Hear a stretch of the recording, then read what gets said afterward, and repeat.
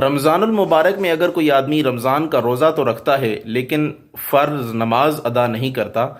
تو یاد رکھیں اس کا روزہ تو ادا ہو جائے گا، لیکن اس کی فرض نماز چھوڑنے کی وجہ سے اس کو گناہ ہوگا۔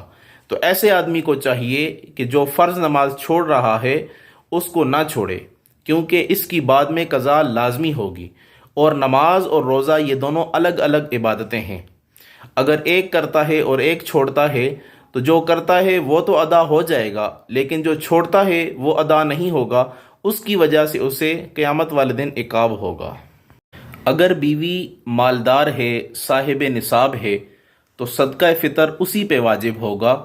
اور اگر وہ مالدار نہیں ہے اور اس کا شوہر اس کی طرف سے صدقہ فطر ادا کرتا ہے تو بیوی کا صدقہ فطر ادا ہو جائے گا اور یہ بیوی پر احسان ہوگا۔ ہمارے ہاں چونکہ بیویاں کماتی نہیں ہیں،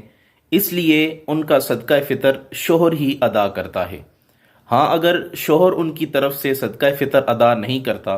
اور بیوی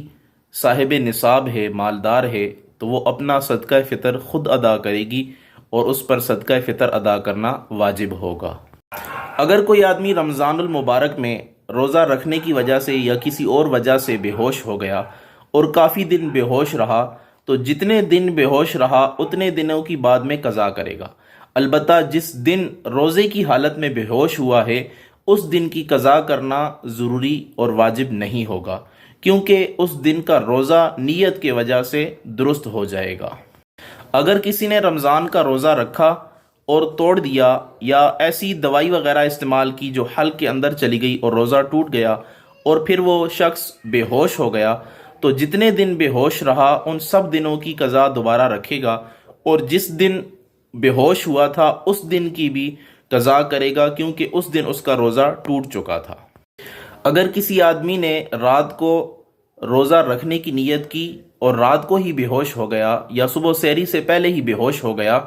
تو جتنے دن بے ہوش رہا ان تمام دنوں کی قضا کرے گا، لیکن جس رات کو بے ہوش ہوا تھا اس ایک دن کی قضا اس پہ واجب نہیں ہوگی، قضا ضروری نہیں ہوگی۔ ہاں اگر اس نے رات کو نیت نہیں کی تھی یا سحری کے بعد اس نے کوئی حلق میں ایسی چیز اتار لی کہ جس کی وجہ سے روزہ ٹوٹ جاتا ہے اور پھر بے ہوش ہو گیا تو پھر سارے دنوں کی قضا کرے گا، اور جس دن اس نے حلق میں کوئی چیز ڈالی تھی اور روزہ ٹوٹ گیا تھا اس دن کی بھی قضا ضروری اور لازمی ہوگی۔